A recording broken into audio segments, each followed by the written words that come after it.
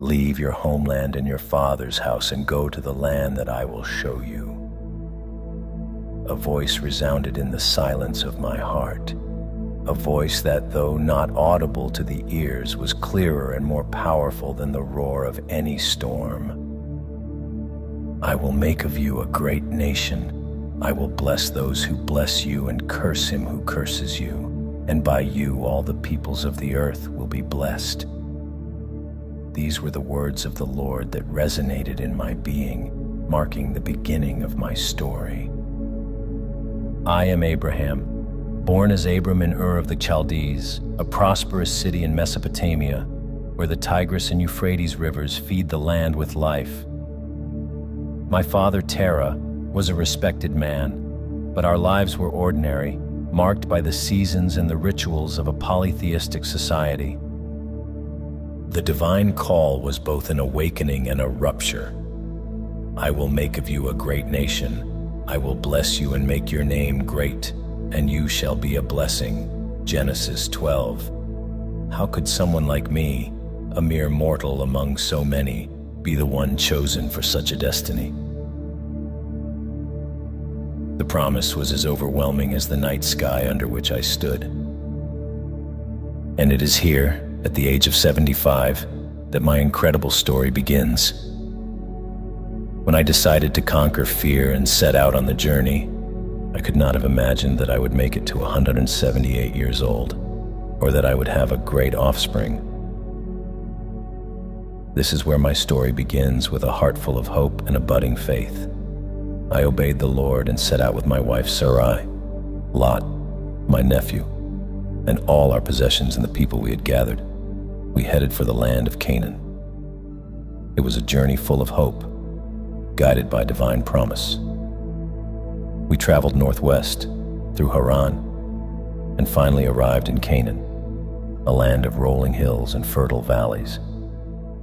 It was a diverse region, inhabited by Canaanite peoples and fortified city-states, each ruled by its own king. Life in Canaan was different from Ur. Here, fields and vineyards stretched as far as the eye could see, and the scent of olive and fig trees filled the air. We discovered that although the land stretching before us was rich and promising, it was occupied by other peoples and cultures. I traveled through the country to the holy place of Shechem, under the oak of Moreh. At that time, the Canaanites were the owners of those lands. It was there that the Lord appeared to me again, promising me, "To your descendants I will give this land." In honor of him and his promise, I erected an altar in that holy place.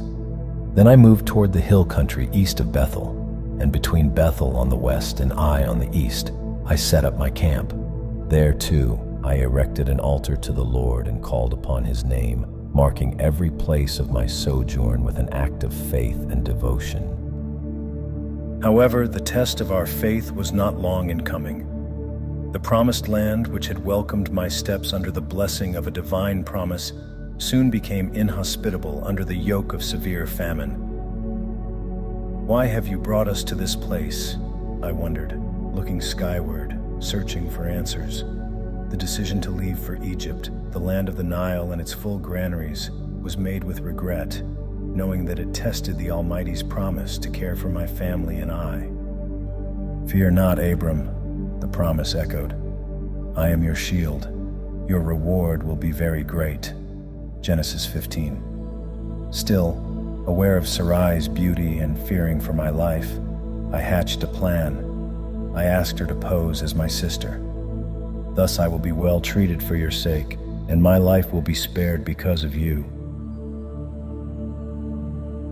Indeed, upon arriving in Egypt, Sarai's beauty captivated everyone, including the officers of Pharaoh's court, and she was taken to his palace. For her, I received deferential treatment, acquiring sheep, cows, donkeys, maidservants, asses, and camels. My stay in Egypt was marked by the dissonance between the opulence of the palaces and the slavery of many of its inhabitants. However, the Lord inflicted great evils on Pharaoh and his people because of Sarai. Pharaoh, realizing the truth, confronted me. "What have you done to me?" Why did you not warn me that she was your wife? Why did you say that she was your sister, allowing me to take her as my wife? There you have your wife. Take her and go." After this, he ordered his men to escort us out, along with Sarai and all our property. When we were expelled from Egypt, we not only returned to Canaan with more than we had brought with us, but also with a deeper understanding of the nature of our God, a protector, a provider, an unfailing guide in times of uncertainty. From Egypt, I ascended to the Negev along with my wife and all our possessions, and Lot was coming with us. By God's blessing, I had accumulated great wealth in cattle, silver, and gold. We continued our journey northward, returning to Bethel, to the place of our first encampment between Bethel and Ai, where I had previously built an altar to the Lord, and where I again called upon his name. Lot, who accompanied me, also owned sheep, cattle, and tents. Lot, who accompanied me, also owned sheep, cows, and tents. Our possessions had grown so much that there was no longer enough space for us and our flocks, which led to conflicts between my shepherds and Lot's shepherds. At that time, the territory was inhabited by the Canaanites and the Perizzites, which further complicated the situation. To avoid disputes and maintain peace, I proposed a solution to Lot. There should be no conflicts between us or our shepherds, since we are family. See, the whole earth is before you. If you choose to go left, I will go right. If you prefer to go to the right, I will go to the left. Lot observed the Jordan Valley, which was a fertile land, similar to the Garden of the Lord or Egypt, before the destruction of Sodom and Gomorrah. Thus, he chose for himself the entire lower Jordan region and moved eastward, separating us physically. I stayed in Canaan while Lot settled near Sodom, whose inhabitants were known for their wickedness and sin against the Lord.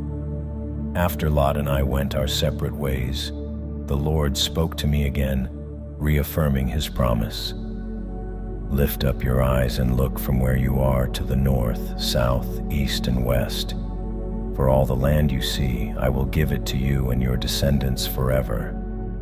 I will make your descendants as numerous as the dust of the earth. If anyone could count the dust, he could count your descendants. Following the Lord's command, I traveled the land in its length and breadth, mindful of the divine promise that had been given to me. Finally, I moved my camp and settled by the oak grove of Mamre in Hebron, where I erected another altar to the Lord, marking a new beginning and a sacred place of worship and communion with him, grateful for his guidance and promises of blessing for me and my descendants. One fine day, the Lord appeared to me as I was sitting at the entrance to my tent in the oak grove of Mamre at the time of day when the sun was burning brightest. As I looked up, I noticed 3 men standing near me. Without hesitation, I ran to them from the entrance of my tent and bowed to the ground as a sign of respect and hospitality, saying, "My Lord, if I have found favor in your eyes, I beg you not to pass by and stop before your servant. Let me bring you some water to wash your feet and rest under this tree. I will bring you a piece of bread so that you may regain your strength before you go on your way. You have passed by your servant for some reason." They agreed, saying, "Do as you have said." Immediately I went to the tent where Sarah was and asked her urgently, "Quickly, take 3 measures of the best flour, knead it, and prepare some cakes." Then I ran to the corral, selected a tender, well-fed calf, and handed it to a servant to prepare it without delay. I served curds, milk, and the prepared calf to our guests, standing with them under the tree while they ate. It was then that they asked me about Sarah, my wife, and I answered that she was in the tent. One of them, whose words carried a weight of divine promise, said, "I will certainly see you again next year, and by that time Sarah will have had a son." Sarah, listening from the entrance of the tent, laughed inwardly, incredulous at the thought of experiencing the pleasure of motherhood and fatherhood in our advanced age. The Lord, aware of Sarah's laughter, questioned me. "Why does Sarah laugh, thinking that she cannot have a child in her old age? Is anything impossible for the Lord?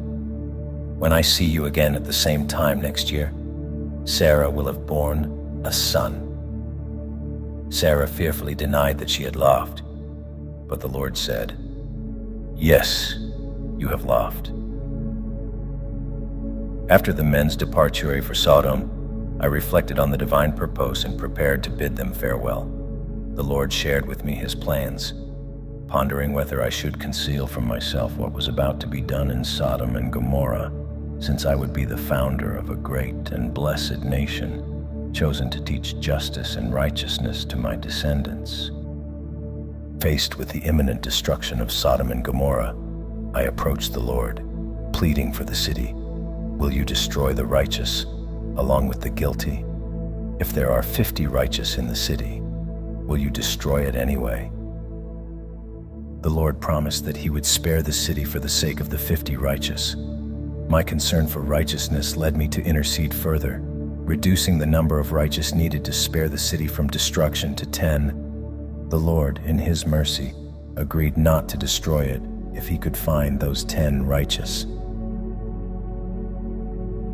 When the 2 angels arrived in Sodom that evening, my nephew Lot was sitting at the entrance to the city. When he saw them, he rose to meet them, showing respect and bowing to the ground. He begged them, "Please come to your servant's house for the night. You may wash your feet, and in the morning, be on your way." Although initially reluctant, agreeing to spend the night in the square, Lot was so insistent that they finally accepted his hospitality and made their way to his house. There, Lot prepared a meal for them, baked unleavened cookies, and they ate together. Not much time had passed when the men of Sodom, from the young man to the old man, surrounded the house, demanding that Lot hand over to them the men who had come to abuse them. Lot, going out to confront them and closing the door behind him, begged them not to commit such violence. He even offered his 2 Veer and daughters rather than allow them to harm his guests, a desperado decision showing his commitment to protect those who had come to his home. The mob, however, rejected him and threatened to treat him worse than the others. Just as they attempted to break in, the angels intervened, saving Lot and blinding the attackers so that they could not find the door. Then the angels revealed to Lot the purpose of their visit, the imminent destruction of Sodom because of its great wickedness. They urged Lot to gather his family and leave the city. Lot tried to warn his sons-in-law, but they did not take him seriously.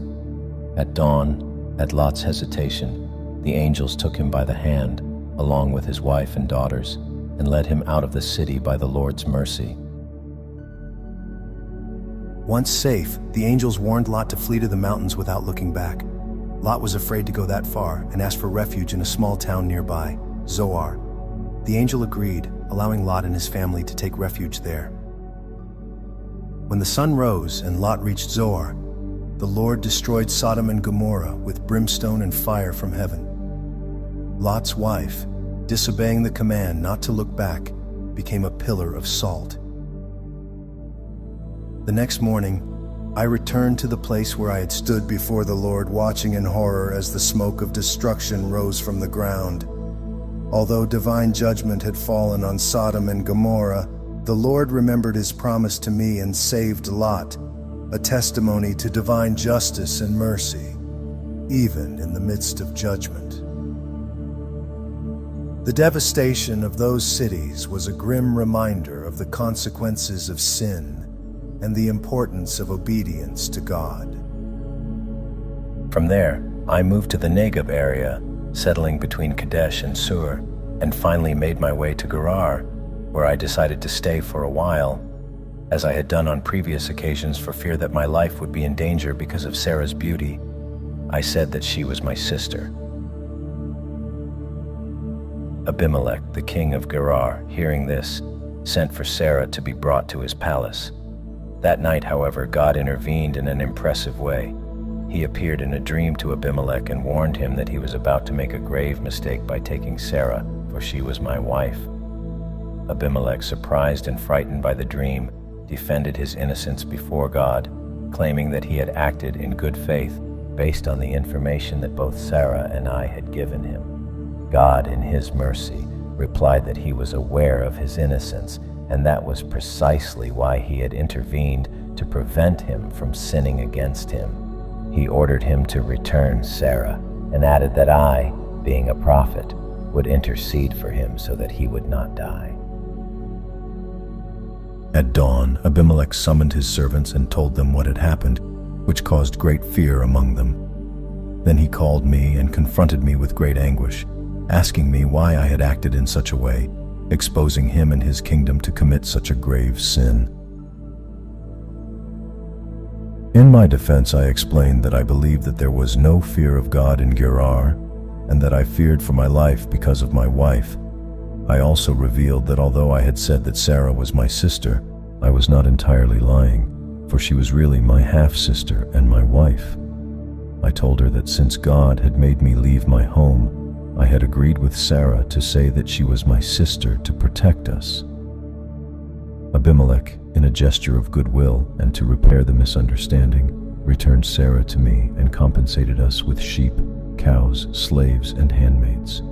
In addition, he offered his land for us to settle wherever we thought best, and to Sarah, he gave her 1,000 silver coins as a way of clearing her honor. After this incident, I interceded with God for Abimelech, his family, and his female servants, so that they could have children again, since God had closed the wombs of all the women in Abimelech's house because of Sarah. God heard my prayer and healed everyone in Abimelech's house, demonstrating once again his mercy and power. The Lord visited Sarah and me in a miraculous way, fulfilling his promise in a way that exceeded all our expectations. Sarah conceived and bore me a son in my old age, just as God had announced. When our son was born, I named him Isaac, obeying God at all times. 8 days after his birth, I circumcised Isaac, faithfully following the divine instructions. At that time, I was 100 years old, a testimony to God's power and faithfulness. Sarah, overflowing with joy, exclaimed, "God has given me cause to laugh, and all who hear of it will laugh with me." We never imagined that, in our old age, we would be blessed with the joy of having a son. The day Isaac was weaned, I celebrated with a great feast, marking the beginning of a new stage in our lives. However, not everything in our family was cause for celebration. One day, Sarah observed Ishmael, the son Hagar the Egyptian, had given me, mocking Isaac. This prompted Sarah to ask me to send Hagar and her son away, for she did not want Ishmael to share the inheritance with Isaac. This request grieved me deeply, for Ishmael was also my son, but God intervened, saying to me, "Do not grieve for the child or for your slave girl. Do as Sarah tells you, for it is through Isaac that your descendants will be recognized, but also of the son of the bondwoman I will make a nation, for he is your offspring." With a heavy heart, but trusting in God's promise, I prepared Hagar and Ishmael for their departure, giving them provisions for the journey and seeing them off at dawn. God did not abandon Ishmael. When Hagar and the boy were in a desperate situation in the desert, God intervened, assuring them of a future and divine protection. Ishmael grew up in the desert, becoming an experienced archer, and his mother married him to an Egyptian woman. At that time, Abimelech and Pichol, the chief of his army, recognized God's blessing on my life and sought to secure a mutually loyal relationship with me. I vowed to treat them with the same loyalty they had shown me. However, tensions arose over a well that Abimelech's servants had usurped. Despite this conflict, we managed to come to an agreement, and we entered into an alliance sealed with the exchange of gifts and the oath at Beersheba, which means well of the oath. At Beersheba, I planted a tamarisk tree and called on the name of the Lord, the Eternal, establishing my residence in the land of the Philistines for a long time. Life there was a constant testimony of God's faithfulness to me and my family, marked by promise, conflict, and reconciliation. After those significant events in my life, one day God decided to test me. "Abraham," he called to me. "Here I am," I responded, always ready to listen to his voice. It was then that he gave me an instruction that would make any father's heart tremble. "Take your only son, Isaac, whom you love so much. Go to the region of Moriah and offer him as a burnt offering on the mountain that I will show you." I cannot begin to describe the storm of emotions that came over me at that moment. However, with unwavering faith in God, I rose early the next day, prepared my donkey, and together with 2 of my servants and my beloved son Isaac, we set out. I cut the wood for the sacrifice, and we set out for the place God had appointed. On the 3rd day of our journey, from afar, I could see the destination we were to reach. I told my servants to wait with the donkey, while Isaac and I continued on. "We will worship and then return," I assured them, though my heart was heavy with what I knew I must do. I loaded the wood for the burnt offering on a seek, while I carried the fire and the knife. We walked together, father and son, in a silence filled with foreboding. Finally, Isaac broke the silence, asking me where the lamb for the sacrifice was. "God will provide the lamb for the burnt offering, my son," I replied with a faith I hardly understood how I maintained. Arriving at the place appointed by God, I built an altar, placed the wood, and with a broken heart, bound Isaac and laid him on the altar. As I stretched out my hand to take the knife and do as I was commanded, a voice from heaven stopped me. "Abraham, Abraham." It was the angel of the Lord calling to me. "Here I am," I replied, and the angel instructed me not to harm the boy, proving that my fear of God was genuine, having not denied him my only son. I then looked and saw a ram caught by the horns in a bush. I took it and offered it as a burnt offering in place of my son. That place I called "The Lord Will Provide," a statement that became a testimony to God's provision and faithfulness. The angel of the Lord blessed me a 2nd time from heaven, promising me countless descendants and blessings for obeying his voice. I returned to where my servants were, and together we returned to Beersheba, where I continued to live, reflecting on the profound lesson of faith and obedience that God had taught me on the mountain of Moriah.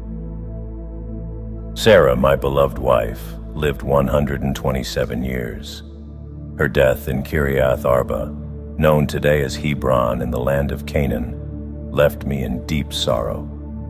I mourned her and mourned, feeling the void that her departure left in my life. After I left the place of her passing, I went to the descendants of Heth.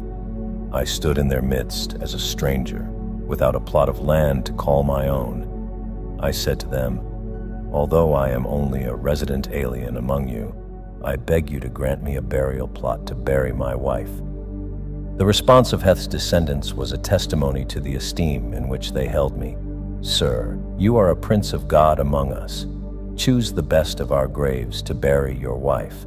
None of us will deny you her sepulcher for this purpose." Grateful for their offer, I stood up and showed them my respect. Then I asked for their intercession with Ephron, son of Sojar, to buy the cave of Machpelah, located at the end of his field. I wanted to acquire it at the right price in order to establish a family tomb between them. Ephron, present at the meeting, generously offered both the field and the cave before all present, saying, "I give it to you in the presence of my fellow citizens. Bury your wife." Thus, the field of Ephron in Machpelah, together with the cave and all it contained, became my property, formerly acquired before the leaders of the community. In that place, I buried Sarah, marking the field of Machpelah opposite Mamre in Canaan as the family tomb.